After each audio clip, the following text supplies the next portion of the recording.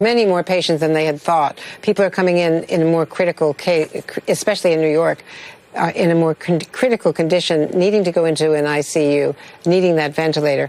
I wanted to bring in Jim Messina. There is politics involved.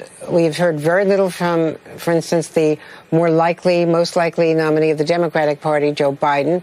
He's having difficulty projecting through this crisis as the campaign goes totally on hold. And we're also seeing some polls indicating the president's approval ratings among Democrats and independents skyrocketing to their highest levels yet. It's some 60% approval ratings for the way he's handling this crisis as he continues to hold these briefings. The briefings are working for the president. No matter what he says, people seem to be seeing him as a leader. At least more people do. Yeah, as you know, Andrea, you and I share a healthy skepticism on public polling. And I think, what polling shows right now is not going to be what happens, right? The problem President Trump has is he's made a bunch of promises that have turned out to be wrong on this virus. And going forward, once we get really deep into this in the next couple of weeks, the American public is going to look back and say, what did you say was going to happen and what actually happened? The second political challenge he has is the economy, right?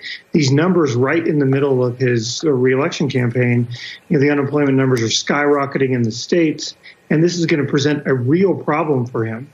For Vice President Biden, he has the opposite problem, which is he now has to kind of sit there and watch all this. He can't go out and raise money. He can't kind of consolidate his lead.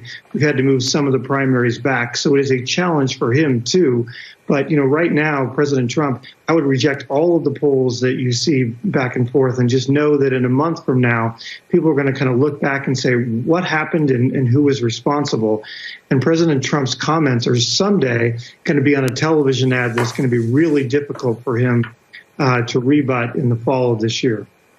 I should also point out, having spoken about the Joe Biden's difficulties, Bernie Sanders, who's much more effective in the virtual space than is Joe Biden, has been signaling now after his retreat to Burlington over the weekend that he is going to continue with an active campaign, signaling that he wants to compete at the debate, if there were a debate, unlikely, and compete in the April 28th New York primary if that is still held. That also considerably unlikely if it's up to Andrew Cuomo, I would think, given the dire nature of the escalating cases in New York State.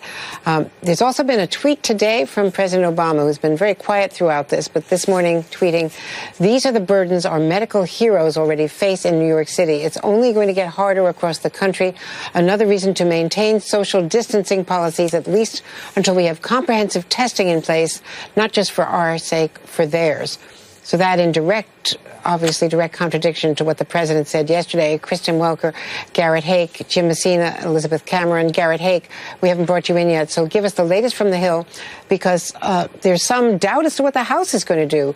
Mitch McConnell and Tim Kaine from the Democratic side, just in our interview just now, saying they have unanimous consent. They've got it.